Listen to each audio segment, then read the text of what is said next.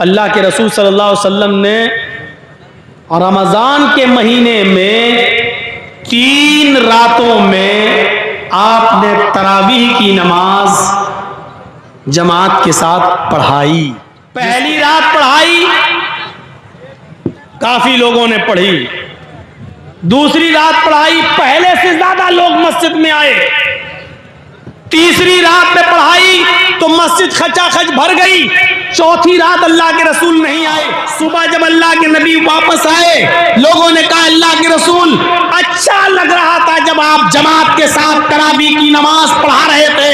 हम चाहते हैं कि आप नमाज जमात के साथ इसको पढ़ाते रहें और पूरे रमजान के महीने में जमात के साथ तरावीह की नमाज का एहतिमाम करें। हम आपके पीछे नमाज अदा करना चाहते हैं। अल्लाह के नबी सल्लल्लाहु अलैहि वसल्लम ने फरमाया, मैं कल की रात भी निकलना चाहता था, मैं चाहता था कि कल पढ़ाऊं, लेकिन कल मैं इसलिए नहीं आया कि जब मैंने देखा कि पहली रात हमने तरावीह पढ़ाई तो तुम्हारी तादाद में अच्छा खासा इजाफा था। दूसरी रात में जब मैंने नमाज पढ़ाई तो तुम्हारी तादाद में और मजीद इजाफा हो गया।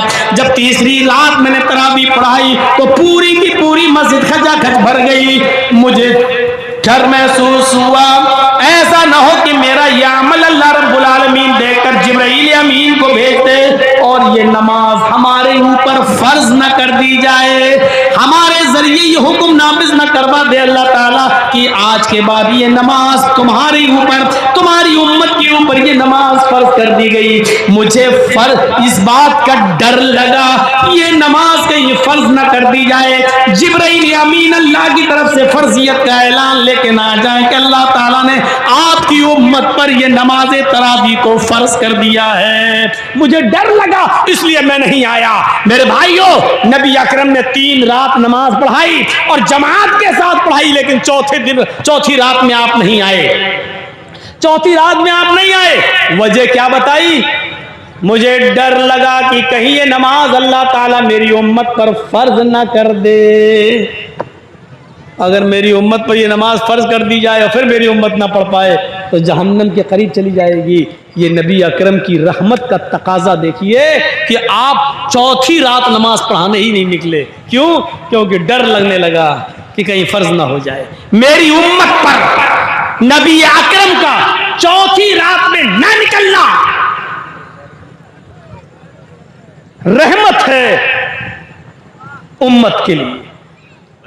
ये रहमत है नबी अकरम सल्लल्लाहु अलैहि वसल्लम की। आइए जरा वो भी एक मंजर देखें और खास तौर पर वो नौजवान अभी से अपना जहन बना लें जो पूरी रात कैरम बोर्ड खेलते हैं। वो नौजवान भी जरा तवज्जो दें जो पूरी रात लाइटें जलाकर पूरे मैदान में और क्रिकेट मैच खेलते हैं या इंटरनेशनल लेवल पर होने वाले मैच को पूरी रात जागकर टेलीविजन पर या मोबाइल पर मैच देखकर पूरी रात खराब करते हैं। वो लोग भी जरा नजर डालें। हजरत आयशा सिद्दीका फरमाती हैं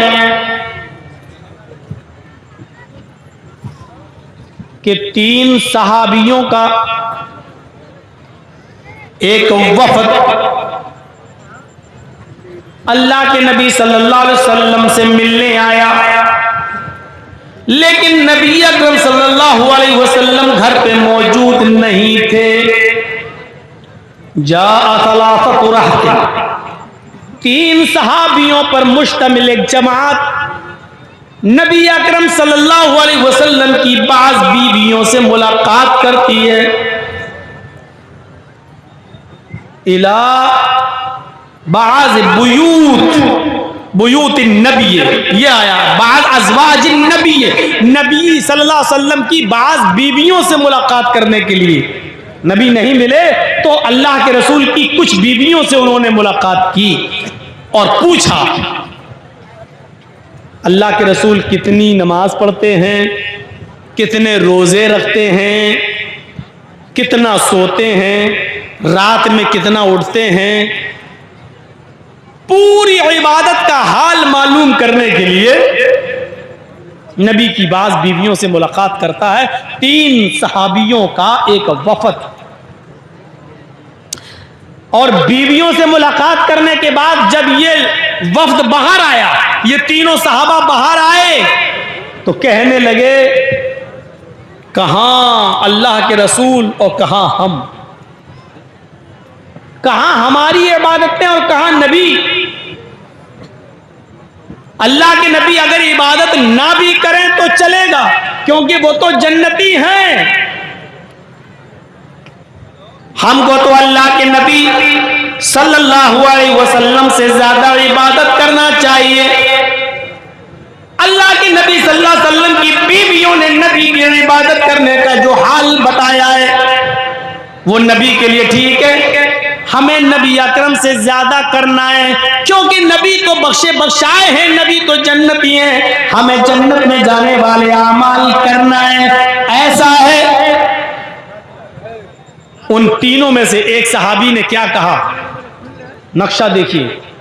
एक ने कहा, हम आज के बाद रात भर नमाज पढ़ेंगे और कभी सोएंगे नहीं, हर रात जागेंगे और पूरी रात हम अल्लाह की इबादत में लगे रहेंगे। हम अल्लाह की इबादत करेंगे, ईशा की नमाज के बाद हम मुसल्ले पे खड़े हो जाएंगे, नफिल पे नफिल पढ़ते चले जाएंगे। आज के बाद हम कभी सोएंगे नहीं, रात भर हम नमाजों में गुजार देंगे। 3 सहाबियों में से एक सहाबी ने यह कहा कि मैं रात भर नमाज पढ़ूंगा और कभी सोया नहीं करूंगा रात में। दूसरे सहाबी ने क्या कहा, रात तो तुमने ले ली, रात भर तुम इबादत करोगे, कभी नहीं सोगे।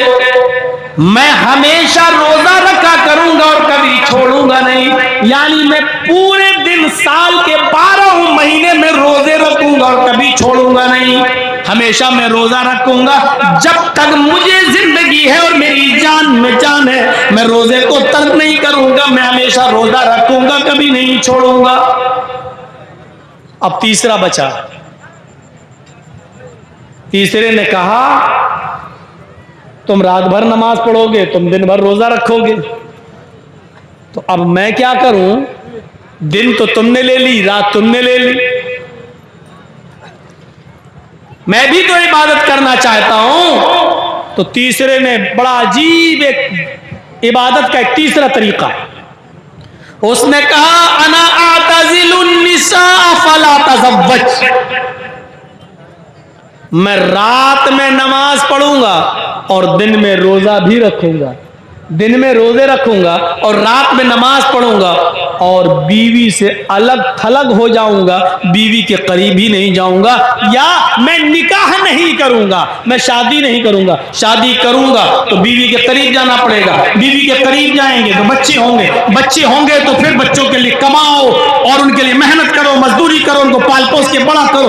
तो इबादत का टाइम हमें बीवी बच्चों की परवरिश में गुजारना पड़े। तो अना आतज़िलुन निसा फला अतज़व्वज, मैं निकाह ही नहीं करूंगा, या मैं शादी नहीं करूंगा, या मैं बीवी से अलग थलग हो जाऊंगा, रात भर नमाज पढ़ूंगा और दिन भर इबादत करूंगा, रोजे रखूंगा। ये तीसरे ने अपना तरीका बताया। तो 3 सहाबी 3 जगह बट गए। एक ने कहा मैं रात भर नमाज पढ़ूंगा, दूसरे ने कहा मैं दिन में रोजा रखूंगा, कभी छोड़ूंगा नहीं, तीसरे ने कहा मैं रात में नमाज भी पढ़ूंगा और दिन में रोजा भी रखूंगा और बीवी के करीब नहीं जाऊंगा। 3 लोगों ने 3 किस्म की बातें कही। रात रात भर मैच खेलने वालों, जनाब मोहम्मद रसूलुल्लाह को जब इस बात का इल्म होता है कि 3 साहबा ऐसा ऐसा बोले, तो आप उन तीनों के पास गए, आप उन तीनों के पास तशरीफ ले गए, और जब उन तीनों के पास गए तो आपने उनसे पूछा, अंतुमुल्लज़ी कुल्तुम कज़ा व कज़ा। यह है बुखारी शरीफ किताबुन निकाह के अल्फाज, यह है बुखारी की हदीस किताबुन निकाह के अल्फाज। समअतु अंतुमुल्लज़ी कुल्तुम कज़ा व कज़ा, मैंने सुना है। क्या तुम ही वो लोग हो जो ऐसा ऐसा कह रहे थे? क्या तुम ही वो लोग हो जो ये कह रहे थे कि मैं रात भर नमाज पढ़ूंगा? क्या तुम ही में से वो शख्स मौजूद है जो कह रहा था मैं दिन भर रोजा रखूंगा? क्या तुम ही में से कोई शख्स ऐसा है जो ये कह रहा था कि मैं बीवी और बच्चों के करीब नहीं जाऊंगा, रात में नमाज भी पढ़ूंगा और दिन में रोजा भी रखूंगा? कालू बला, हाँ क्यों नहीं, हमने कहा। अल्लाह के नबी साफ दिल के थे, झूठ नहीं बोला करते थे, साफ तौर पर कह दिया कि हम ही ने ऐसा ऐसा कहा है। अल्लाह के रसूल ने उन तीनों से क्या कहा? वो मैच नहीं देख रहे थे, मैच खेल भी नहीं रहे थे, पूरी रात जियो और एयरटेल की तरफ से मिलने वाला 2GB डाटा भी देखकर खत्म नहीं कर रहे थे, बल्कि नमाज पढ़ने की बात और रोजा रखने की बात उन्होंने कही थी, नेक काम करने की बात उन्होंने कही थी। लेकिन अल्लाह के रसूल ने इससे भी मना कर दिया और फरमाया नहीं, तुम रात भर नमाज पढ़ना चाहते हो? कहा नहीं, तुम ऐसा नहीं कर सकते। तुम दिन भर रोजा रखना चाहते हो हमेशा, तुम्हारे लिए ये काम भी गलत है, नहीं कर सकते। और ए हजरत जी, तुम बीवी बच्चों को छोड़ोगे, रात में नमाज और दिन में रोजा? हाँ। तो कहा कि अच्छा एक बात बताओ, अल्लाह से तुम ज्यादा डरते हो या मैं? साहबा बोले अल्लाह के नबी हम कहा, आपसे ज्यादा कौन अल्लाह से डरने वाला होगा? आप ज्यादा डरते हैं। अल्लाह का खौफ तुम्हें ज्यादा है या मुझे? नहीं, आपको ज्यादा है। तकवा तुम्हारे अंदर ज्यादा है या मेरे अंदर? नहीं, आप ही के अंदर है। तो कहा जब मैं तुम में सबसे ज्यादा अल्लाह का खौफ खाने वाला, अल्लाह से डरने वाला और अल्लाह का तकवा अपने दिल में पैदा करने वाला हूं, तो मेरा तो ये हाल है कि मैं रात के आखिरी हिस्से में उठता हूं, 2 हिस्से में सोता हूं। इशा की नमाज के बाद फजर तक हम रात के 3 हिस्से कर लेते हैं, 2 हिस्सा में सोता हूं और आखिरी हिस्से में मैं उठता हूं। मैं नमाज भी पढ़ता हूं और कभी कभी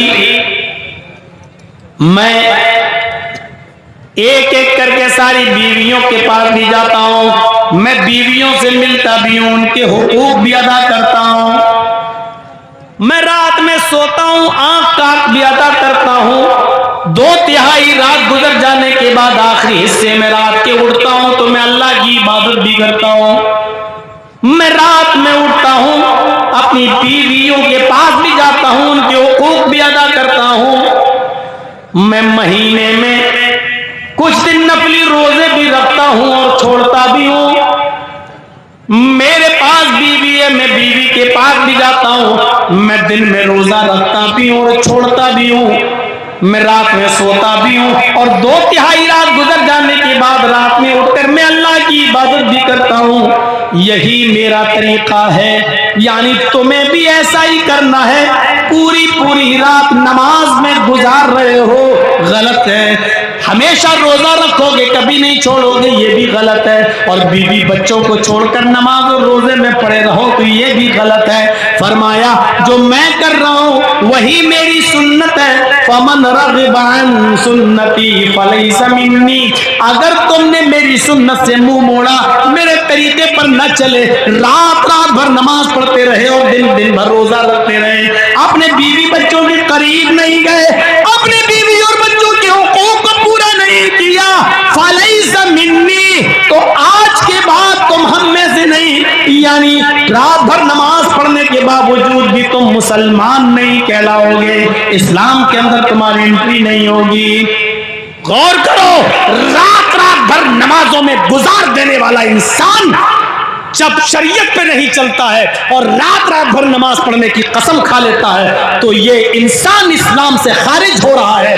रात रात भर मैच देखने वाले, रात रात भर कैरम बोर्ड खेलने वालों, तुम्हें पूरी पूरी रात कैरम बोर्ड और मैच खेलने में गुजारने की परमिशन कहां से मिल गई? हमारे नबी ने पूरी पूरी रात नमाज पढ़ने की इजाजत नहीं दी है। हमारे नबी ने हमेशा हर दिन रोजा रखने की इजाजत नहीं दी है। कैरम बोर्ड खेलकर अपना पूरा दिन बर्बाद करने की और पूरा मैच खेल खेल कर अपनी पूरी रात बर्बाद करने की इजाजत तुम्हें कौन सी शरीयत में मिल गई? जरा अपने नफ्स से पूछो, अपने दिल से पूछो। हिसाब किताब का दिन तो एक मुतय्यन है, यौमुल हिसाब, वो तो होना ही होना है। कभी अपने नफ्स, अपने ज़मीर, अपने गरीबानों का बटन खोलकर, अपने गरीबानों में झांक कर अपने दिल से अपना हिसाब लो, अपना भी मुहासिबा करो, एहतिसाब नफ्स करो कि तुम्हें किसने इजाजत दे दी। पूरी पूरी रात मोबाइल में लगे रहना और पूरी पूरी रात जब तक ये 2GB 4GB 5 हम आप इस्तेमाल नहीं कर लेंगे हम सोएंगे नहीं, और हर रात इसको मामूल बना लेना, ये इजाजत किसने दी? शरीयत। ये नबी अकरम की रहमत है। अगर आप कहते कि नहीं तुम बहुत अच्छा कर रहे हो, रात भर नमाज पढ़ोगे, ठीक है, तुम हमेशा रोजा रखोगे, बड़ा अच्छा काम है, आपकी रहमत को ये गवारा नहीं हुआ।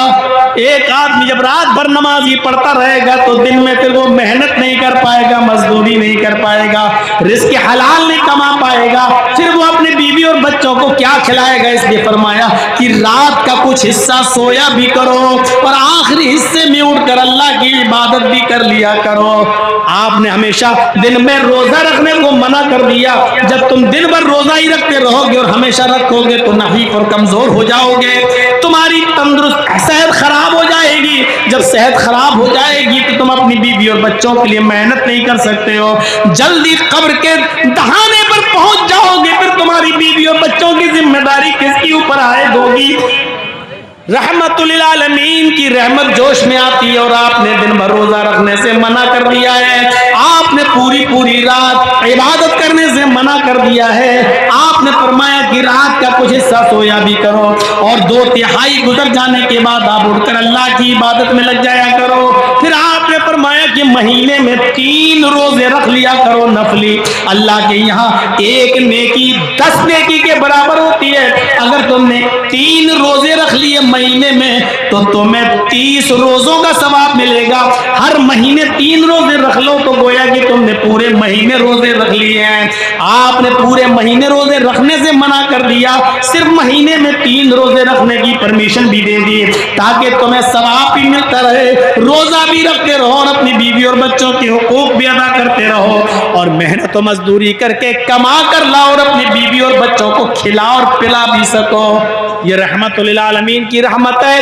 अज़ीज़ुन अलैहि मा अनित्तुम हरीसुन अलैकुम बिल मुमिनीन रऊफुर रहीम, वो मोमिनों के लिए कुछ खास मेहरबान है।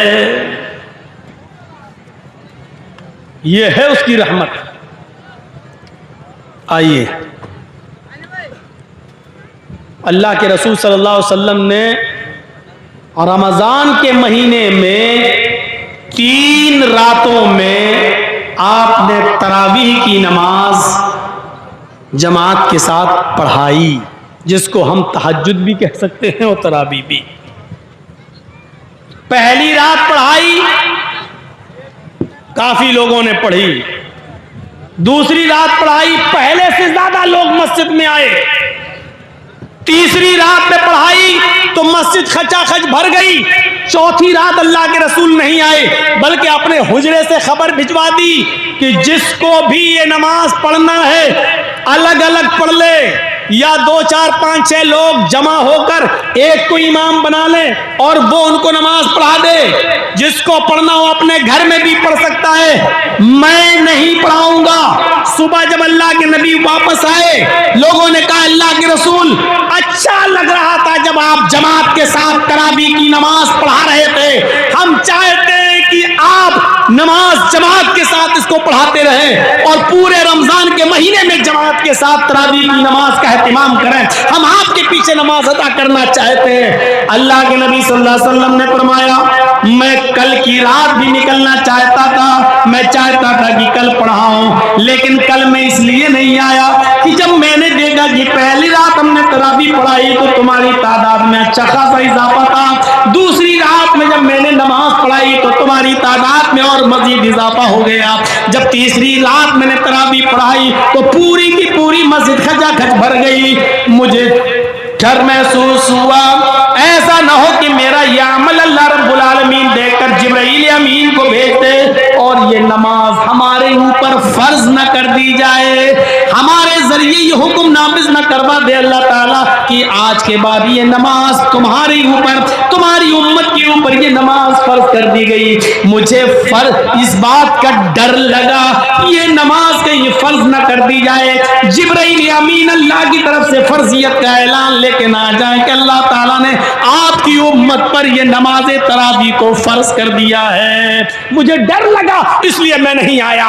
मेरे भाइयों, नबी अकरम ने 3 रात नमाज पढ़ाई और जमात के साथ पढ़ाई, लेकिन चौथी रात में आप नहीं आए। चौथी रात में आप नहीं आए, वजह क्या बताई? मुझे डर लगा कि कहीं ये नमाज अल्लाह ताला मेरी उम्मत पर फर्ज ना कर दे। अगर मेरी उम्मत पर ये नमाज फर्ज कर दी जाए और फिर मेरी उम्मत ना पढ़ पाए तो जहन्नम के करीब चली जाएगी।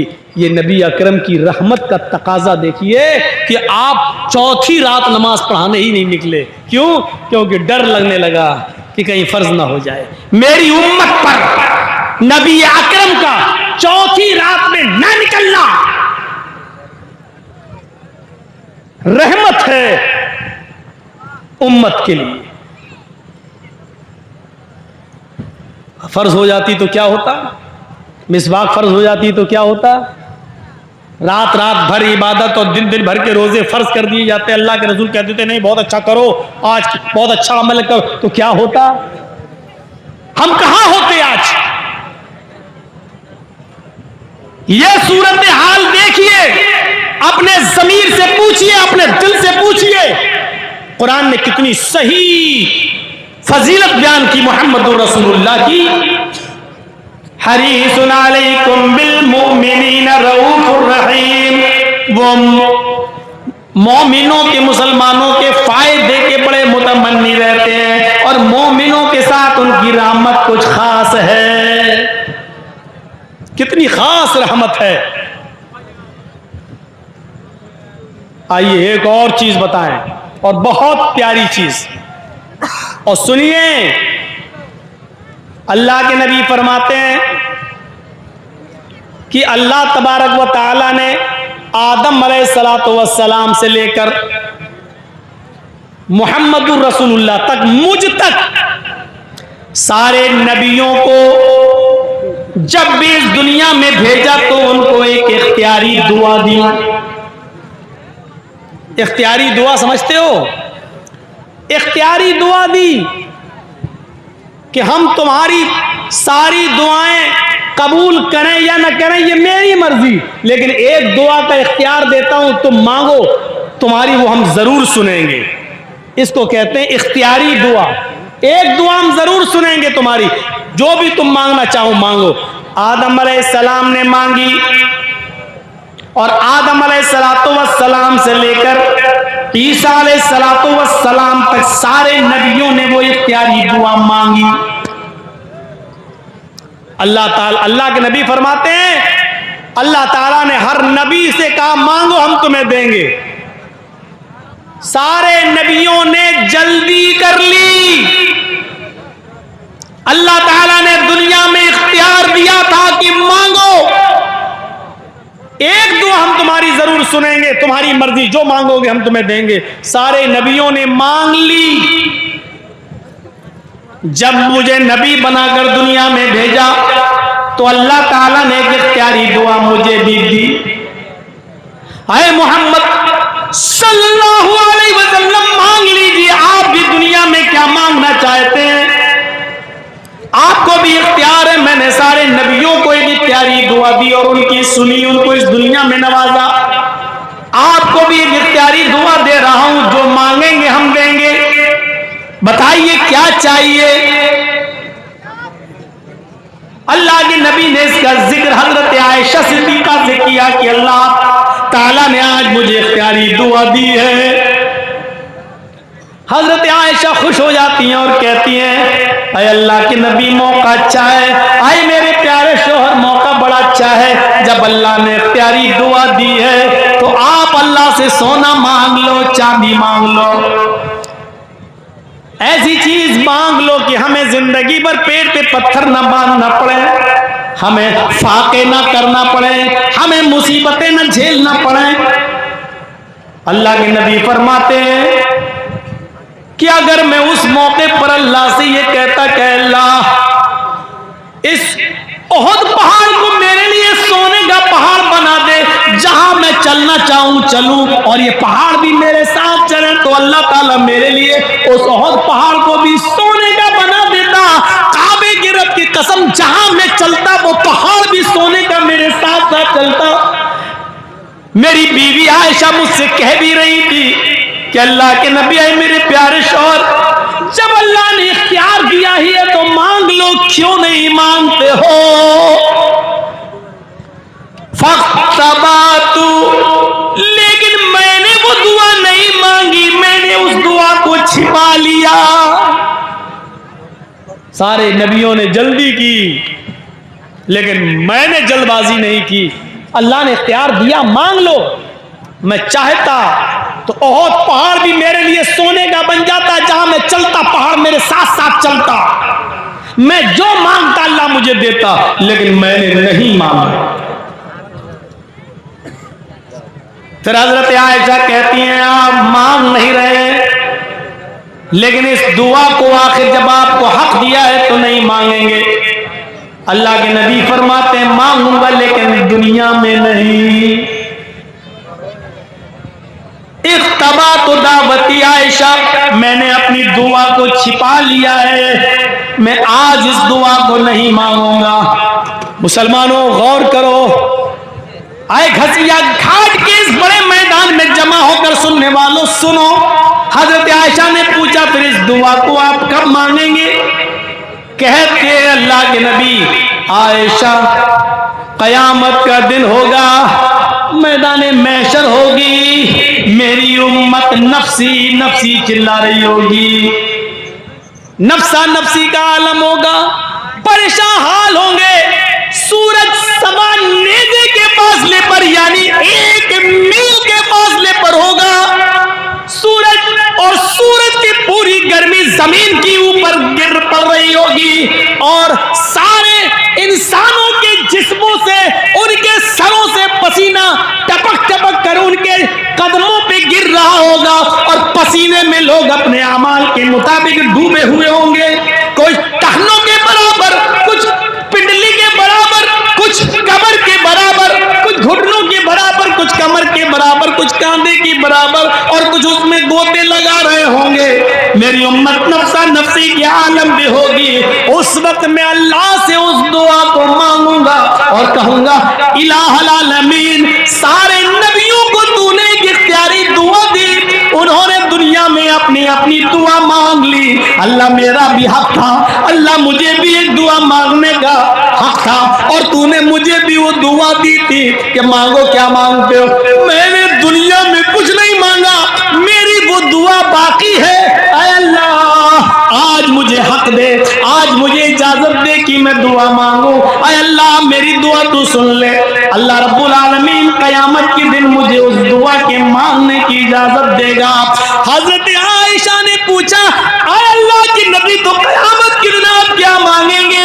इमाम कायनात की जबान से निकला, शिफाअतन लि उम्मती। कयामत के दिन जब अल्लाह मुझे दुआ मांगने का हुक्म देगा, इजाजत देगा कि मैं यहाँ तुम्हारी सुन लूंगा, इख्तियार है तुम्हें बताओ क्या मांगते हो, उस वक्त मैं अल्लाह से अपनी उम्मत की शिफाअत का हक मांगूंगा, और अल्लाह मुझे शिफाअत का हक देगा कि जाओ आए मोहम्मद सल्लल्लाहु अलैहि वसल्लम, मैंने यह हक तुम्हें दिया, तुम कुछ गुनाहगार लोगों की शिफाअत करा सकते हो, उनको जन्नत में ले जाने का हक रखते हो, जाओ मैं तुम्हें इजाजत दे रहा हूं। ये उम्मत के लिए रहमत नहीं तो और क्या है।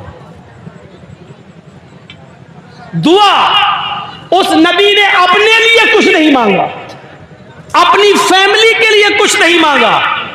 आप दिन भर जो मेहनत करते हो किसके लिए करते हो? अपने लिए नहीं करते हो, माफ कीजिएगा।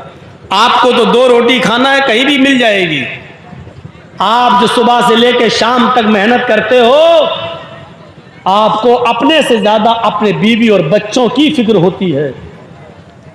अपने से ज्यादा अपने बीवी और बच्चों के लिए आप कमाते हैं, उनके फ्यूचर के लिए। अल्लाह के रसूल को पूरा इख्तियार था, आप चाहते तो अल्लाह से ऐसी दुआ इस दुनिया में मांग सकते थे कि जिंदगी भर बैठकर खाते।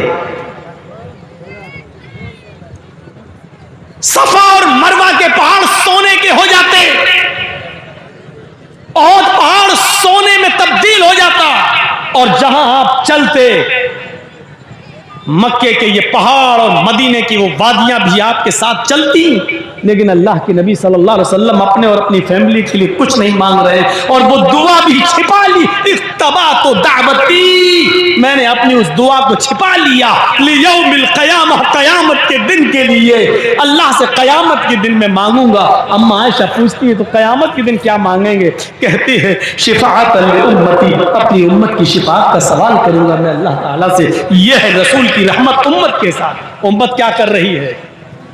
फजर की नमाज में देख लीजिएगा इस उम्मत का क्या हाल है। मौलवी जर्जीस की पूरी तकरीर सुनने के बाद मस्जिदों का जायजा ले लीजिएगा। सुबह फजर की नमाज के टाइम पर आपकी मस्जिदें बता देंगी कि आज के इस जलसे का कितना असर हुआ है, कितना असर हुआ है। ये सूरत हाल, ये नबी अकरम की रहमत। आओ एक और नक्शा दिखाता हूं रहमत का। उम्मत के लिए रहमत, हमारे आपके लिए रहमत। कितना मेहरबान थे वो रसूल हमारे और आपके ऊपर। कभी गौर किया? महराज हुई, सफर महराज पे गए, बुर्राक के जरिए, और अल्लाह ताला ने वहां नबी अकरम को एक तोहफा दिया। तोहफा क्या मिला?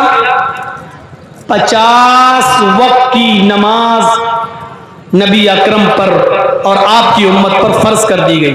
जरा नक्शा देखिए, अल्लाह के रसूल सल्लल्लाहु अलैहि वसल्लम को क्या मिला? अल्लाह ने क्या दिया?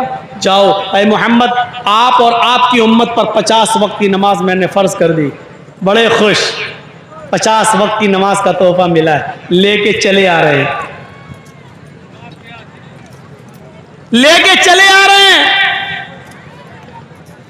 चौथे आसमान पर पहुंचते हैं, मूसा अलैहिस्सलातु वस्सलाम से मुलाकात हो जाती है। मूसा अलैहिस्सलातु वस्सलाम ने कहा ऐ मोहम्मद सल्लल्लाहु अलैहि वसल्लम, अल्लाह ताला की तरफ से आपको जो तोहफा मिला है वो तोहफा क्या है? तो मूसा अलैहिस्सलातु वस्सलाम ने पूछा तो अल्लाह के नबी ने कहा हमारी उम्मत पर अल्लाह रब्बुल आलमीन ने 50 वक्त की नमाजें फर्ज कर दी हैं। अल्लाह के नबी ने कहा कितने वक्त की नमाज? मूसा अलैहिस्सलाम ने कहा कितने वक्त की नमाज? अल्लाह के नबी फरमाते हैं 50 वक्त की नमाज। मूसा अलैहिस्सलातु वस्सलाम कहते हैं आए मोहम्मद सल्लल्लाहु अलैहि वसल्लम दोबारा अल्लाह के पास चाहिए, 50 वक्त की नमाज बहुत ज़्यादा हैं। लेकिन अल्लाह के नबी क्या कह रहे हैं? नहीं, 50 वक्त की नमाज बहुत ज़्यादा नहीं है, हम और हमारी उम्मत पढ़ लेगी। फिर मूसा अलैहिस्सलाम ने यह एक जुमला कहा जो हदीस की किताबों में इस तरीके से दर्ज है, इन्ना उम्मतक ला तुतीक, मोहम्मद आप पढ़ लेंगे, आपकी उम्मत 50 वक्त की नमाज नहीं पढ़ सकती। जुमले पर गौर कीजिए, इन्ना उम्मतक ला तुतीक, आपकी उम्मत के अंदर 50 वक्त की नमाज पढ़ने की ताकत नहीं है। मूसा तुम भी नबी बनकर गए थे, तुम्हें तजर्बा है, तुम्हारी उम्मत का हाल तुम्हें मालूम है, क्या मेरी उम्मत 50 वक्त की नमाज नहीं पढ़ पाएगी? मूसा अलैहिस्सलाम ने कहा नहीं। फिर गए अल्लाह के पास। आप देख रहे हैं अल्लाह ने 50 वक्त की नमाज भी लेके चले आए। मूसा ने कहा 50 वक्त की नहीं पढ़ सकती आपकी उम्मत। उम्मत का नाम सुना, अरे अल्लाह जब मेरी उम्मत 50 वक्त की पढ़ नहीं सकती तो फिर क्या फायदा? फिर तो मेरी उम्मत जहन्नम में चली जाएगी। मैं कैसे देख लूंगा अपनी उम्मत को जहन्नम में जाते हुए? उम्मत का नाम सुना तो अल्लाह के पास दोबारा गए। अल्लाह ने कहा मोहम्मद अब क्या हुआ?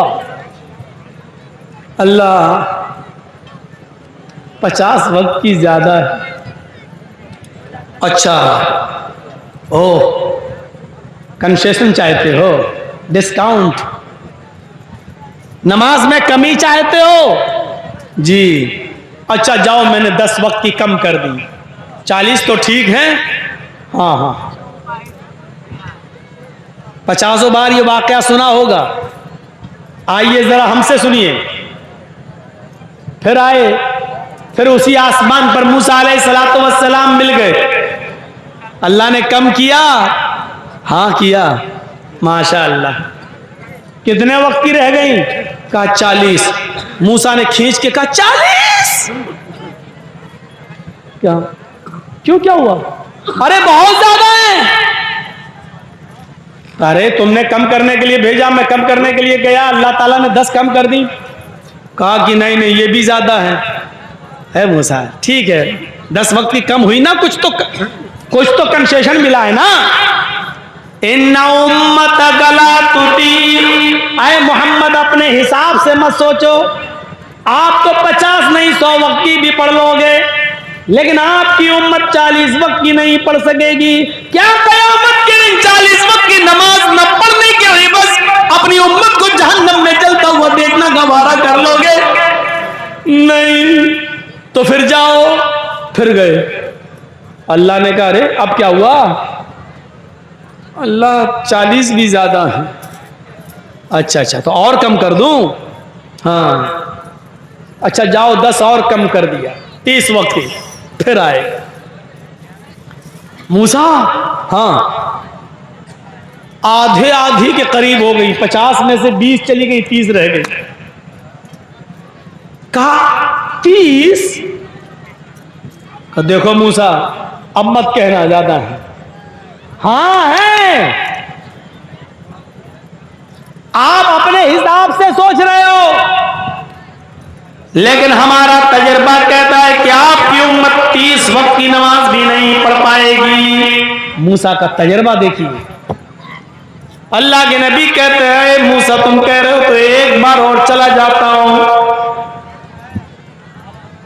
अल्लाह ने कहा अब क्या हुआ? अल्लाह 30 भी ज्यादा है। अच्छा जाओ 10 और कम, 20।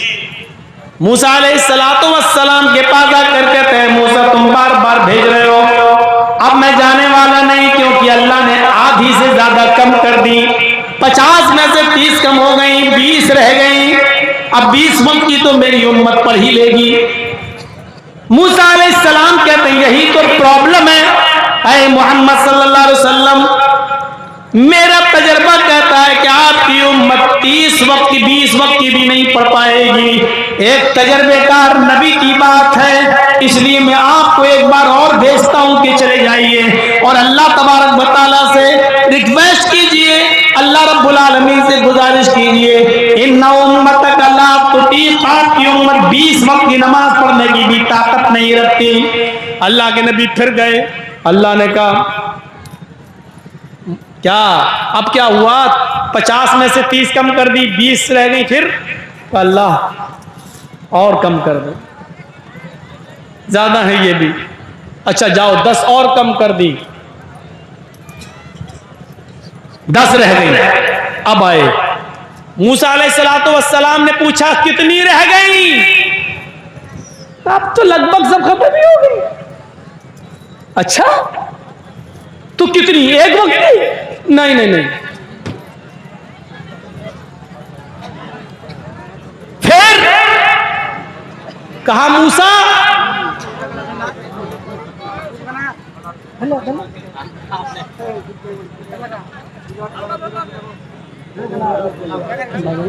उसको उधर जाके छोड़ दो।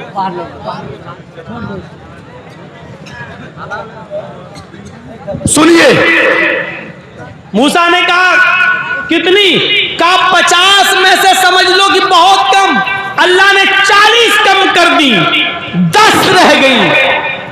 मूसा ने कहा कि 10 रह गई? कितनी कम कर दी? कहा 10 और कम करनी, 10 रह गई। कहा 10? हाँ है मूसा अब मत भेजना। 50 में से 40, 40 से 30, 30 से 20, 20 से 10।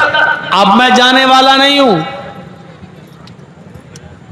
मूसा अलैहिस्सलातु वस्सलाम ने यहाँ कहा आए मोहम्मद फिर आप अपने हिसाब से सोच रहे हैं, मैं आपको कैसे बताऊं? मेरी बात सुनिए, अल्लाह ताला ने मेरे ऊपर सिर्फ 2 वक्त की नमाज फर्ज की थी, सुबह और शाम। आप कह रहे हैं 10 वक्त की अल्लाह ने कर दी, और आप कह रहे हैं आपकी उम्मत 10 वक्त की नमाज पढ़ लेगी।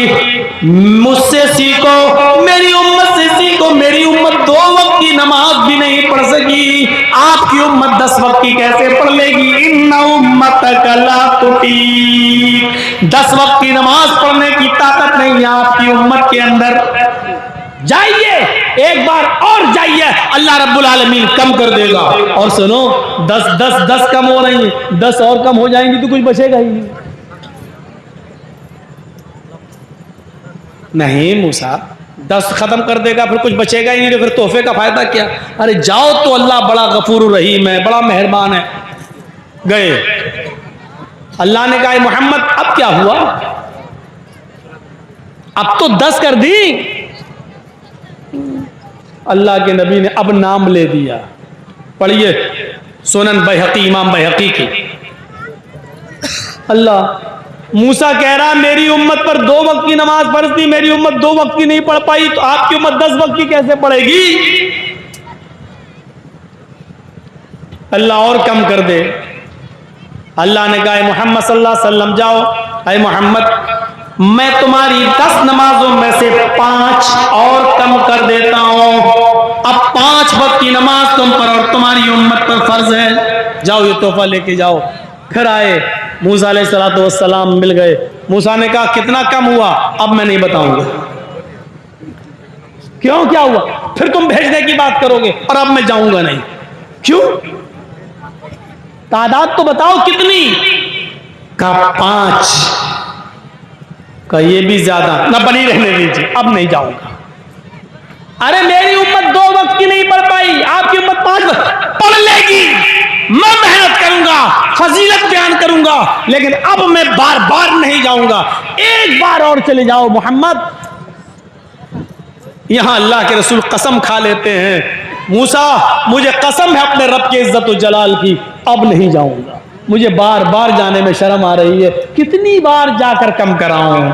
नहीं, जैसे यहां कसम खाई, मुझे बार बार अपने रब के पास जाने में शर्म आती है, कितनी कम कराऊं?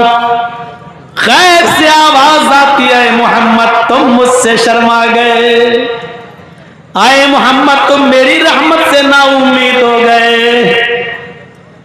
अगर तुम एक बार और चले आते मेरे पास, तो कसम में मुझे अपने इज्जत और जलाल की, कसम में मुझे अपने किबरियाई की, मैं तुम्हारी नमाजों में और कमी कर देता और तखफीफ कर देता, लेकिन तुम शर्मा गए और तुमने कसम खाकर कह दिया कि कसम में मुझे अपने रब के इज्जत और जलाल की, अब नहीं जाऊंगा। तो मुझे भी कसम है कि अब मैं 5 से कम नहीं करूंगा। अपनी किबरियाई की मैंने 5 वक्त की नमाज तुम्हारे ऊपर अब फर्ज कर दी। मूसा अलैहिस्सलाम कहते हैं ले आओ, चले जाते ना, एक बार कम हो जाती ना, हमको क्या मालूम था। अच्छा, कितने लोग यहां खुश हो रहे होंगे और ये भी सोच रहे होंगे कि अल्लाह के रसूल काश एक बार और चले गए होते तो कितना अच्छा होता। इतनी बार चले गए, एक बार और चले जाते तो कितना अच्छा होता। 2 वक्त की रह जाती, सुबह उठ जाओ पढ़ लो, शाम को सोने से पहले पढ़ लो, दिन का झमेला खत्म। लेकिन हकीकत है ये मूसा का तजर्बा, मूसा की उम्मत 2 वक्त की नहीं पढ़ पाई। ये इस बात की दलील है कि पढ़ने वाले 5 वक्त की नमाज पाबंदी के साथ पढ़ रहे हैं, और 5 वक्त की पाबंदी के साथ पढ़ने के साथ साथ वो तहज्जुद भी पढ़ लेते हैं। और ना पढ़ने वाले 2 वक्त की और 3 वक्त की तो छोड़ो, जिसको नहीं पढ़ना वो जुमे तक की नमाज उसको नसीब नहीं होती है। ईद और बकरीद भी नहीं। इसका मुशाहिदा करके अपने समाज में आप देख लो, क्या 5 वक्त की नमाज पढ़ने वाले लोग मौजूद नहीं है? नमाज से पहले मस्जिद में, अजान से पहले मस्जिद में जाने वाले लोग भी मौजूद हैं, और 5 वक्त की नमाज के साथ साथ वो तहज्जुद की नमाज भी पढ़ लेते हैं। लेकिन यकीन जानिए मेरे भाइयों, अल्लाह की कसम, ऐसे लोग भी मौजूद हैं कि जिसको 2 टाइम नहीं पढ़ना तो वो जुमे तक की नमाज से महरूम है, और जुमा तक उसको नसीब नहीं होता है। अपनी अपनी किस्मत है, अपनी अपनी किस्मत मेरे भाइयों। जबकि नमाज का मामला ये है कि ये किसी भी हाल में माफ नहीं है, किसी भी हाल गुंजाइश है, रियायत है, लेकिन माफ नहीं है। कंडीशन में तब्दीली है लेकिन माफ नहीं है। अगर खड़े होकर पढ़ने की ताकत नहीं है तो बैठ कर पढ़ो, लेकिन पढ़ना है। बैठकर पढ़ने की ताकत नहीं है तो लेट के पढ़ो, लेकिन पढ़ना है। करवटें नहीं बदल पा रहे हो, इधर उधर नहीं घूम पा रहे हो, तो इशारे से पढ़ो, लेकिन पढ़ना है। पूरे बदन का इशारा नहीं कर पा रहे हो तो जबान से अल्फाज निकालिए, हरकत दीजिए, लेकिन पढ़ना है। बिलफर्ज आपको किसी जालिम आदमी ने किसी पेड़ से बांध दिया या किसी खंबे से बांध दिया है, नमाज का वक्त हो जाता है, आपको न वुजू बनाने दिया जा रहा है, न गुस्ल करने दिया जा रहा है, न आपका चेहरा किबले की तरफ है, लेकिन नमाज इस हाल में भी आपके ऊपर माफ नहीं है। आपको बांध दिया गया है, अजान की आवाज आ रही है, आप उससे एक बार कहिए कि मुझे वुजू बनाने की इजाजत दे दे। इजाजत देता है तो ठीक, वुजू बना लीजिए। इजाजत नहीं देता है तो ऐसी कंडीशन में बगैर वुजू के तुम्हें नमाज पढ़ना है। नियत कर लो, आय अल्लाह, अगर मेरे हाथ पैर खुले हुए होते तो मैं वुजू जरूर बना लेता। इस नियत पर भी तुम्हें वुजू का सवाब मिलेगा, क्योंकि वुजू बनाने नहीं दिया जा रहा है, वुजू का वक्त है, वुजू बनाने नहीं दिया जा रहा है, तो नियत से ही वुजू कर लो। आय अल्लाह, मैंने वुजू की नियत कर ली क्योंकि मुझे जालिम ने बांध दिया, वुजू नहीं बनाने दिया जा रहा है। किबले की तरफ आपका चेहरा नहीं है, पूरब की तरफ, उत्तर की तरफ या दक्षिण की तरफ आपका चेहरा है। आप उससे कहिए कि मुझे इस तरफ किबले की तरफ मेरा चेहरा कर दो। अगर उसने कर दिया तो ठीक, अगर नहीं करने दे रहा है तो कहिए अल्लाह, मेरा चेहरा किबले की तरफ नहीं, लेकिन तू तो हर तरफ है, तेरा रुख तो हर तरफ है। अय अल्लाह, मैंने नियत कर ली कि मैं किबले की तरफ रुक करके नमाज पढ़ रहा हूं, अगरचे मुझे किबले की तरफ रुक करके नमाज नहीं पढ़ने दिया जा रहा है, और आप उसी हाल में नियत नहीं बांध पा रहे हैं, मत बांधिए। रुकू नहीं कर पा रहे हैं, मत कीजिए। सजदा नहीं कर पा रहे हैं, मत कीजिए। लेकिन नमाज आपको उस कंडीशन में भी पढ़ना पड़ेगी, जबान चलाना पड़ेगी। सुब्हानकल्लाहुम्मा व बिहम्दिका व तबारक अस्मुका पढ़ना पड़ेगा। अल्हम्दुलिल्लाहि रब्बिल आलमीन अर्रहमानिर रहीम पढ़ना पड़ेगा। सुभान रब्बियल अज़ीम, सुभान रब्बियल आला। लोगों, इस कंडीशन में भी नमाज माफ नहीं है।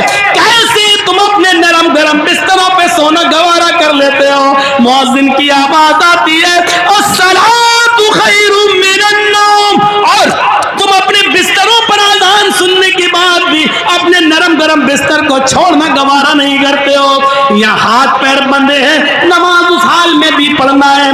जालिमों ने तुम्हें बांध दिया है, कुर्सी से बांध दिया, चटाई में लपेट दिया, अजान का वक्त हो गया, वुजू नहीं बनाने दिया जा रहा तो बगैर वुजू के नमाज पढ़ो। किबले की तरफ चेहरा नहीं करने दिया जा रहा तो बगैर किबले की तरफ चेहरा करो।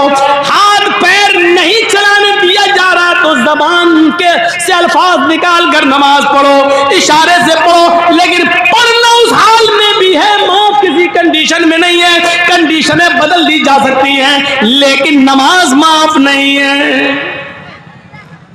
यहां जुमा तक नसीब नहीं होता है हमारे कुछ लोगों को। नहीं, मुल्ला मौलवी चिल्लाते रहते, अल्लाह बेहतर जाने, मरेंगे जिंदा रहेंगे तब मरेंगे तब देखा जाएगा जन्नत है भी या नहीं है। इस हाल में भी नमाज माफ नहीं है मेरे भाइयों।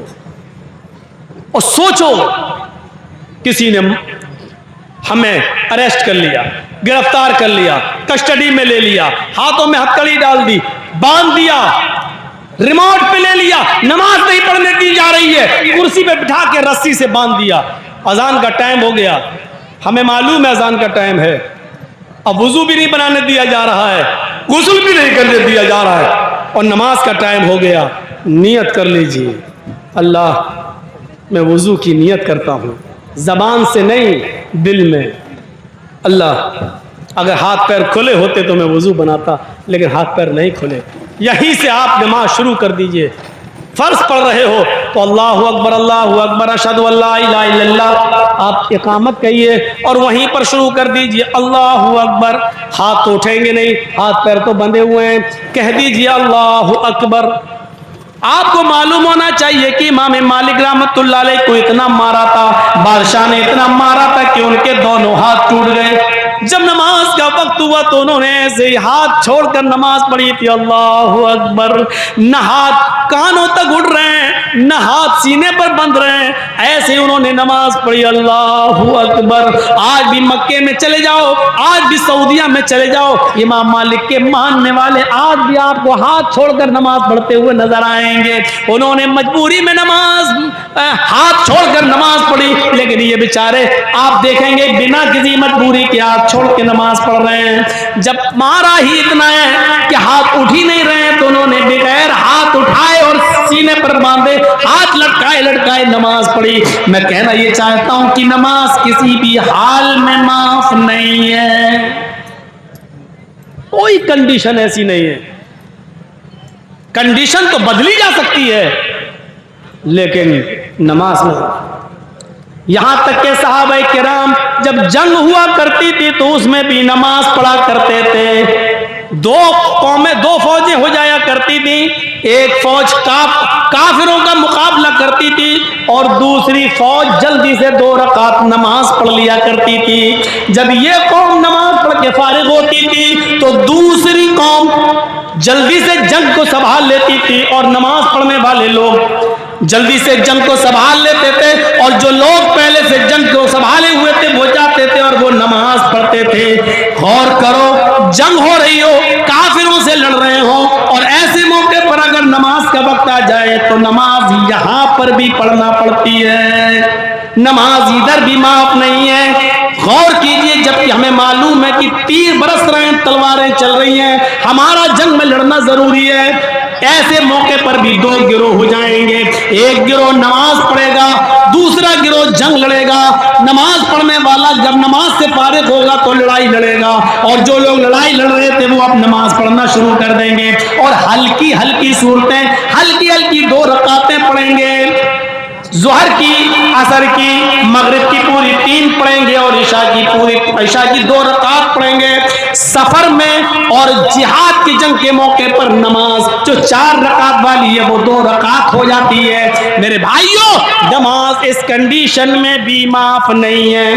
हजरत उमर फारूक को जब अबू लुलू ने, फिरोज ने जब तीर मारा तो उनका पेट फट गया था नमाज की हालत में।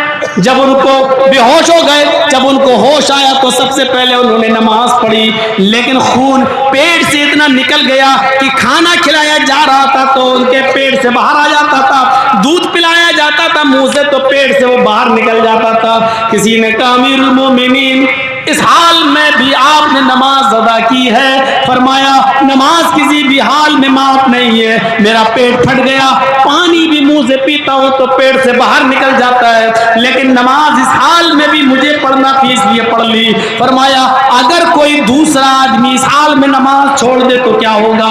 फरमाया लिमन तरक ला हज़्ज़ फिल इस्लामी लिमन तरक अस्सलाह। इस हाल में अगर उसको होश है और वो जानता है कि मैं होश में हूँ, इस हाल में अगर है और होश में है तो नमाज उसको इस हाल में भी पढ़ना पड़ेगा। अगर इस हाल में होश में होने के बावजूद नमाज नहीं पढ़ता है तो इस्लाम के अंदर उसका कोई हिस्सा नहीं है।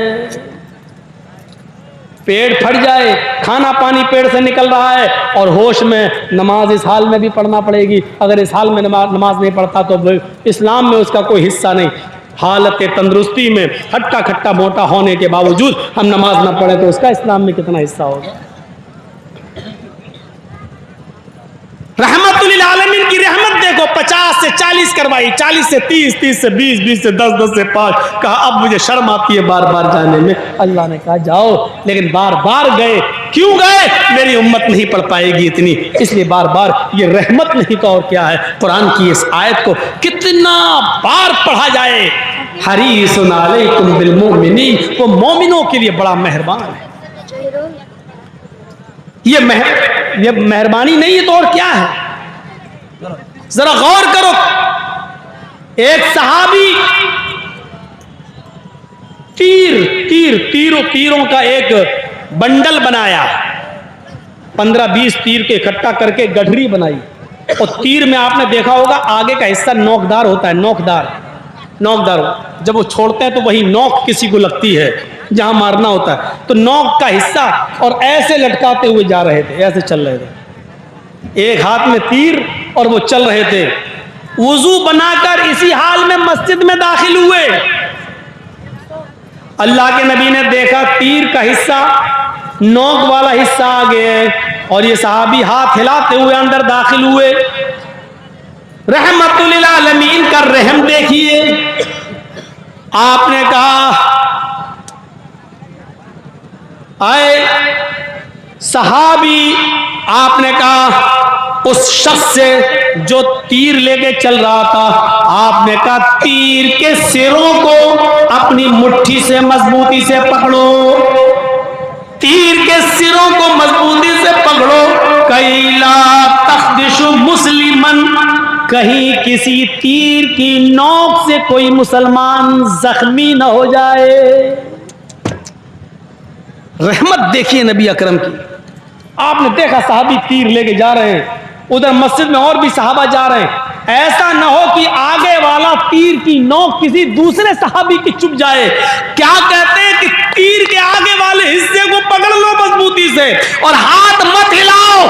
कैला तख्तिशु मुस्लिमन, तुम्हारे तीर का अगला हिस्सा किसी मुसलमान सहाबी को लगकर उसको जख्मी ना कर दे। इमाम कायनात की नजर कितनी तेज है।